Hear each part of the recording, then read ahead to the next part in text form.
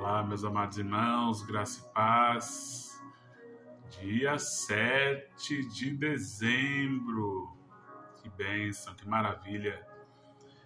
E agora chegamos ao capítulo 7 do Evangelho de Lucas. Essa nossa série de leitura, conversa, devocional, bate-papo sobre o Evangelho de Lucas. Que nós demos o título de Nasceu o Salvador.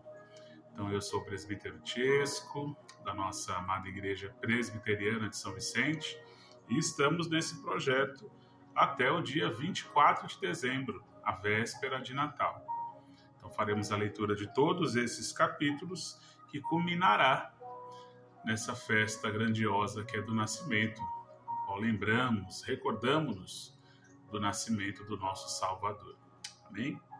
Então, continuemos a nossa leitura, agora no capítulo 7, iniciando pelo versículo 1. Tendo Jesus concluído todas as suas palavras dirigidas ao povo, entrou em Cafarnaum. E o servo de um centurião, a quem este muito estimava, estava doente, quase à morte.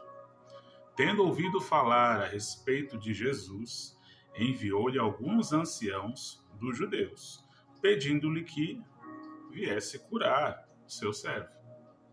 Estes, chegando-se a Jesus, com instância lhe suplicaram, dizendo: Ele é digno de que lhe faças isso? Porque é amigo do nosso povo, e ele mesmo nos edificou a sinagoga, o templo, a qual eles iam todo sábado, prestar culto ao Senhor. Versículo 6. Então Jesus foi com eles. E já perto da casa, o centurião enviou-lhe amigos para lhe dizer: Senhor, não te incomodes, porque não sou digno de que entres em minha casa. Por isso, eu mesmo não me julguei digno de ir ter contigo. Porém, manda com uma palavra, e o meu rapaz será curado. Porque também eu sou homem sujeito à autoridade, e tenho soldados às minhas ordens. E digo a este: vai, e ele vai. E a outro: vem, e ele vem. E ao meu servo: faze isto, e ele o faz. Ouvidas estas palavras, versículo 9, admirou-se Jesus dele. E voltando-se para o povo que o acompanhava, disse: Afirmo-vos que nem mesmo em Israel achei fé como esta. E voltando para casa, os que foram enviados encontraram curado o servo desse centurião. Ele não precisou nem ver. A fé desse centurião era tão grande no poder miraculoso de Jesus que ele diz que só precisava da palavra. Versículo 7. Por isso eu mesmo não me julguei digno de ter contigo. Porém, manda com uma palavra e o meu rapaz será curado. Tamanha fé que esse homem tinha. Um centurião, um soldado, possivelmente um comandante, de uma guarnição, de um batalhão, humilde, que não se sentiu digno de ir pessoalmente falar com Jesus, de ter com ele, porque ele cria, tinha fé e convicção que apenas uma palavra de Jesus já seria suficiente para que seu servo fosse curado. E por conta desse ato de fé, qual foi a resposta do Salvador? Versículo 9. Ouvidas estas palavras, admirou-se Jesus dele. E voltando-se para o povo, seus discípulos que o acompanhavam, e mais toda a multidão que o acompanhava, disse: Afirmo-vos que nem mesmo em Israel, povo separado por Deus, povo santo, achei fé como essa. Viu só? O povo que era o que deveria ter mais convicção e fé nesse Salvador, que foi predito desde a antiguidade. Todos os profetas falaram de Jesus. Isaías, Daniel, todos eles citaram. Todo o povo judeu sabia disso, que um dia iria vir aquele que ia suceder ao trono de Davi, o leão de Judá. Mas eles não criam. E um centurião creu. E à distância, tamanha fé que esse servo tinha no Senhor. Versículo 11. Em dia subsequente, dirigia-se Jesus a uma cidade chamada Naim. E iam com ele os seus discípulos e numerosa multidão. Como se aproximasse da porta da cidade, eis que saía o enterro do filho único de uma viúva, e grande multidão da cidade ia com ela. Vendo-a o Senhor, se compadeceu dela e lhe disse: não chores. Chegando-se, tocou o esquife e, parando os que o conduziam, disse: jovem, eu te mando, levanta-te. Sentou-se o que estivera morto e passou a falar, e Jesus o restituiu à sua mãe. Misericórdia ele teve. Todos ficaram, versículo 16, possuídos de temor e glorificavam a Deus, dizendo: grande profeta se levantou entre nós, e Deus visitou o seu povo. Há muito tempo que eles não viam esses sinais e prodígios dos profetas, tais como Elias, né? Como Eliseu. Viram por um período curto João Batista. Então o povo ficou maravilhado, possuído de temor. 17. Esta notícia a respeito dele divulgou-se por toda a Judéia e por toda a circunvizinhança. Então toda a região ficou sabendo desse milagre da ressurreição do filho da viúva de Naim. Verso 18. Todas estas coisas foram referidas a João pelos seus discípulos. E João, chamando 2 deles, enviou-os ao Senhor para perguntar: és tu aquele que estava para vir, ou havemos de esperar outro? Quando os homens chegaram junto dele, disseram: João Batista enviou-nos para te perguntar: és tu aquele que estava para vir, ou esperaremos outro? Versículo 21.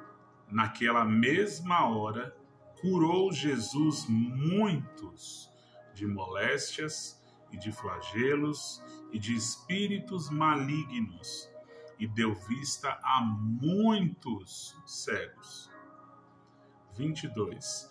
Então Jesus lhes respondeu: ide e anunciai a João o que vistes e ouviste. Os cegos veem, os coxos andam, os leprosos são purificados, os surdos ouvem e os mortos são ressuscitados. E aos pobres anuncia-se-lhes o Evangelho. E bem-aventurado é aquele que não achar em mim motivo de tropeço. Jesus está mostrando aqui a esses discípulos, que eram discípulos de João Batista, a sua identidade. Quem ele era, ao que ele veio. Ele era o prometido de Israel, aquele que deveria vir, aquele que foi anunciado por todos os profetas, aquele que foi dito pelo próprio Criador: e de ti, mulher, nascerá aquele que irá esmagar a cabeça da serpente. É esse Jesus. Então, eles obtiveram a resposta que queriam, né? És tu, porventura, aquele que estava para vir?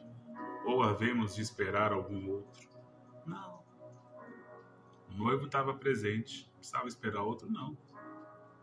Ali. Eles estavam vendo e ouvindo o Filho único do nosso Deus. Versículo 24.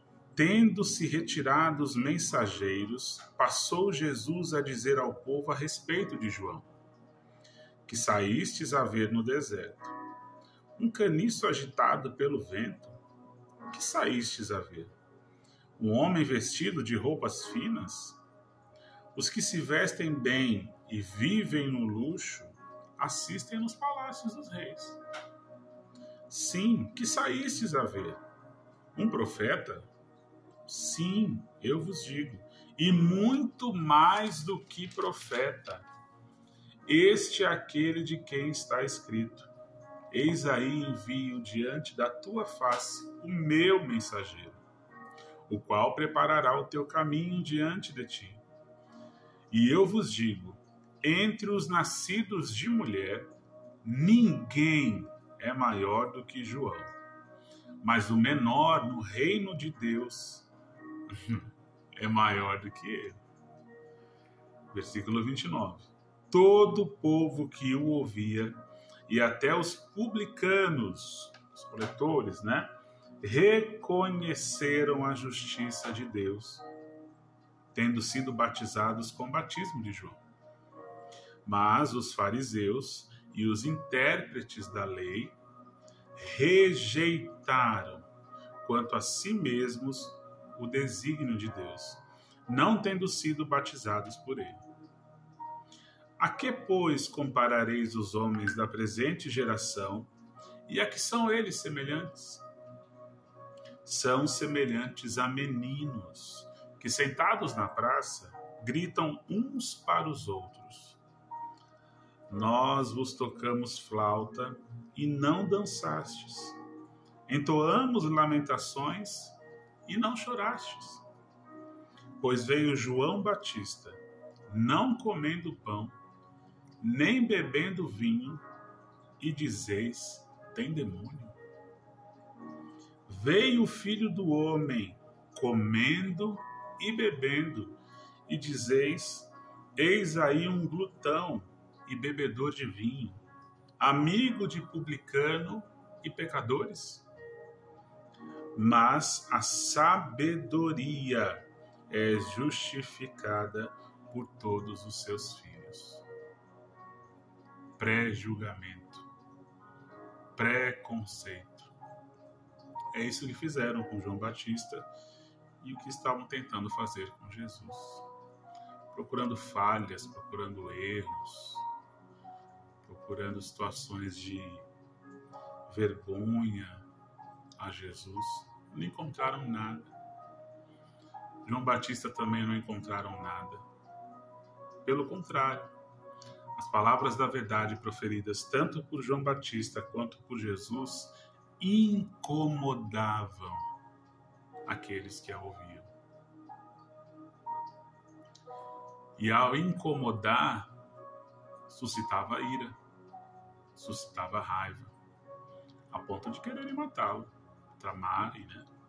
Fazerem políticas. Versículo 36. Convidou um dos fariseus para que fosse jantar com ele. Jesus, entrando na casa do fariseu, tomou lugar à mesa. E eis que uma mulher da cidade pecadora, sabendo que ele estava à mesa da casa do fariseu, na casa do fariseu, levou um vaso de alabastro com unguento, com óleo precioso.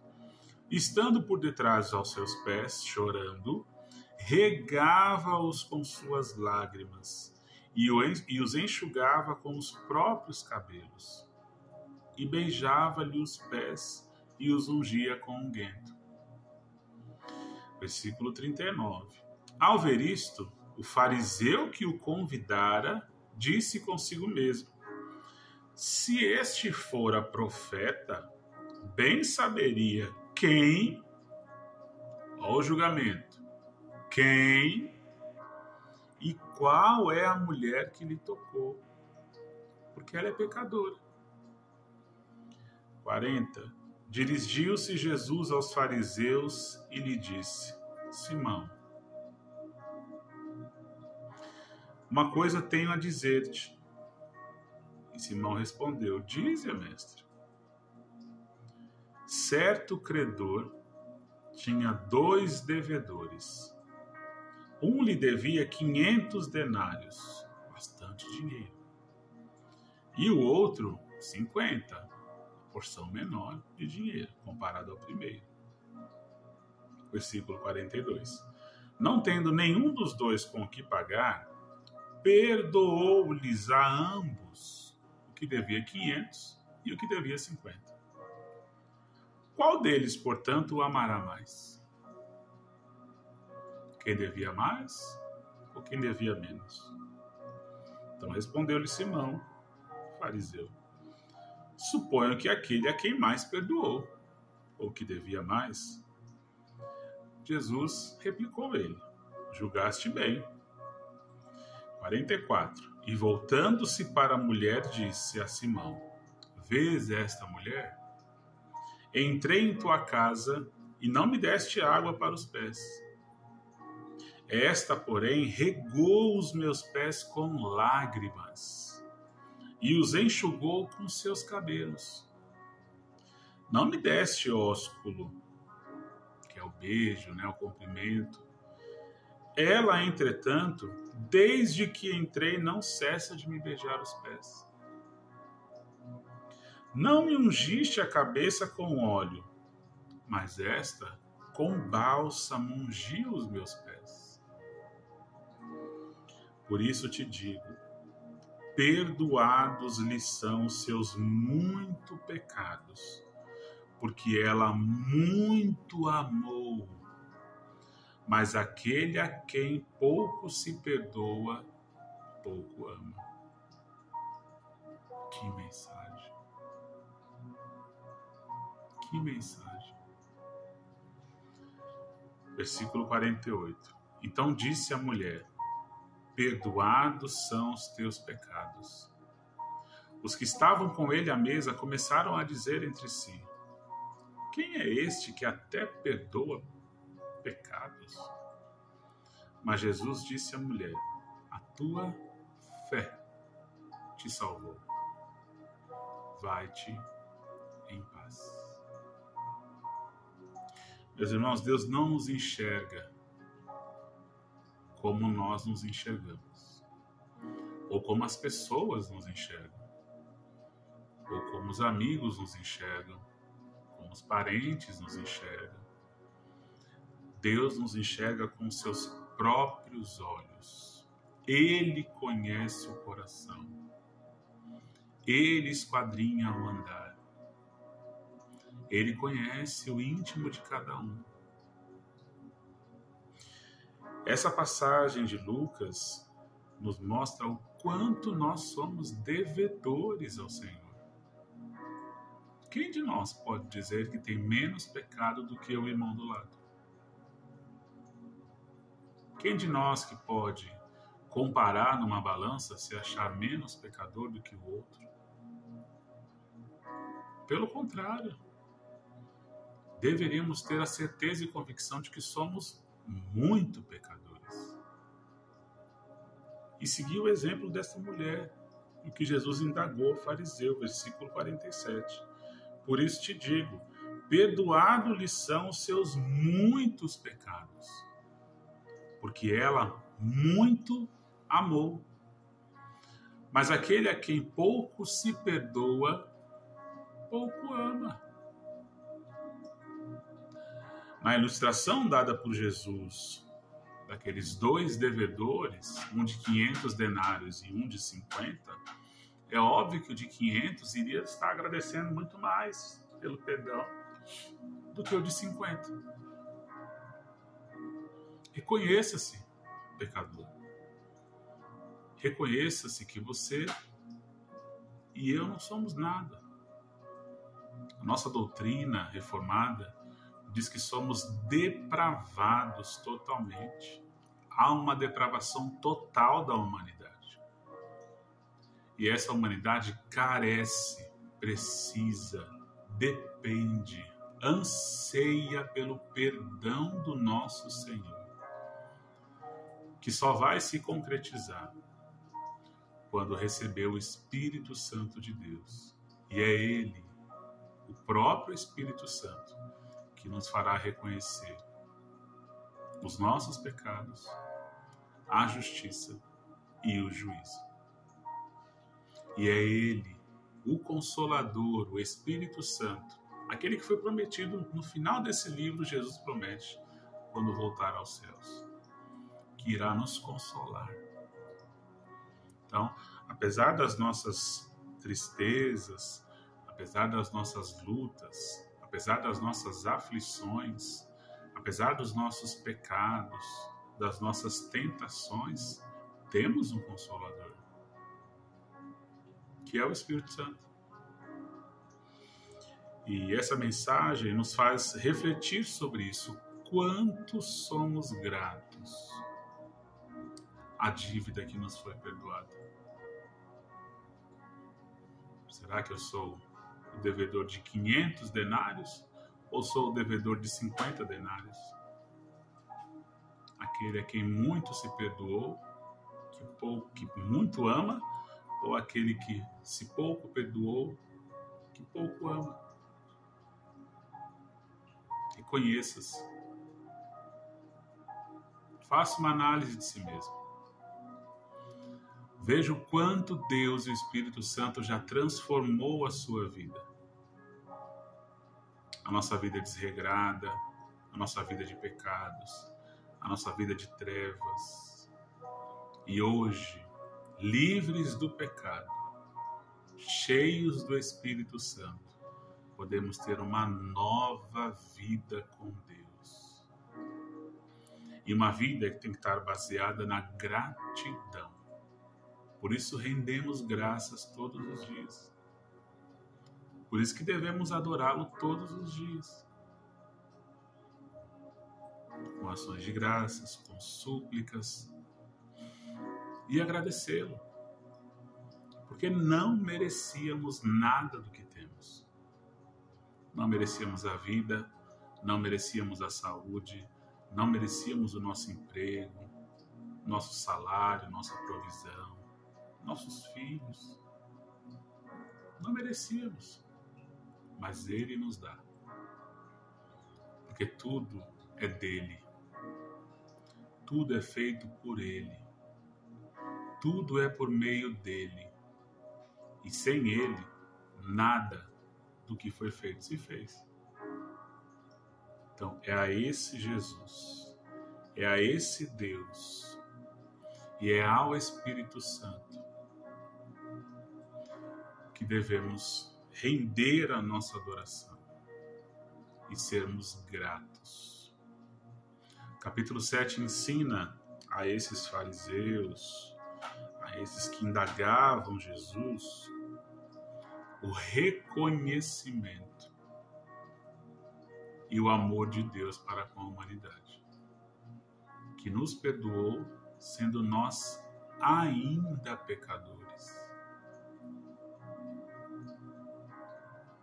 Nós estávamos devendo e Deus perdoou. Cabe a nós termos um coração e um espírito de gratidão. E essa gratidão tem que ser diária em nossas vidas, o tempo todo. E será prazeroso o dia que nos reencontrarmos com o Senhor no céu. Poder abraçá-lo, poder beijá-lo e pessoalmente dizê-lo muito obrigado, meu Deus. Porque eu não merecia nada, mas o Senhor me deu tudo. E o tudo que eu falo não é a riqueza material, não é os bens que você possui, não é a sua família, não são seus pais. Não, é a sua salvação. Porque tudo que nós temos aqui de material é passageiro. Hoje você tem, amanhã não tem. Hoje você tem, amanhã ele quebra. A flor que você ganha hoje, amanhã ela morre, murcha. O que vai ficar? O que vai ficar é aquilo que é eterno.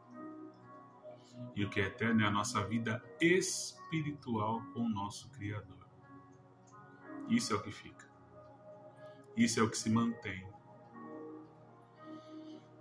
Então que tenhamos nesse dia 7, capítulo 7, o desejo e a vontade de ser grato a Deus, ter um coração de gratidão, ter um coração de alegria, porque apesar dos meus problemas, apesar das minhas aflições, apesar de tudo aquilo que possa me acontecer de mal, oramos para que Deus nos livre do mal, mas o mal pode acontecer. E pela vontade do próprio Senhor, porque Ele controla tudo. E que tenhamos um espírito de gratidão. Gratidão. Que aquilo que era mais importante Ele já nos deu. Que culmina aqui no versículo 50, encerrando esse capítulo. E Ele disse a todos nós isso. Mas Jesus disse à mulher: a tua fé te salvou. Vai-te em paz. Que tenhamos essa paz, que excede todo entendimento, porque nos dá a convicção de que já estamos salvos no Senhor. E só aguardamos o dia, a hora, o minuto, o segundo, que iremos estar juntos com Ele, com nossos entes, com os nossos amados. Iremos poder desfrutar eternamente a presença grandiosa e gloriosa do nosso Deus, aquele que nos amou antes da fundação do mundo, mesmo não tendo obrigação nenhuma a isso. Deus não fez nada de errado. Quem fez fomos nós. E por amor, extremo e puro amor, Ele se entregou por nós. Gratidão. Gratidão é a palavra de hoje. Agradeça. Agradeça por tudo aquilo que Deus te deu. E principalmente pela sua salvação em Cristo Jesus. Que é algo que você não irá perder. Amém? Deus te abençoe.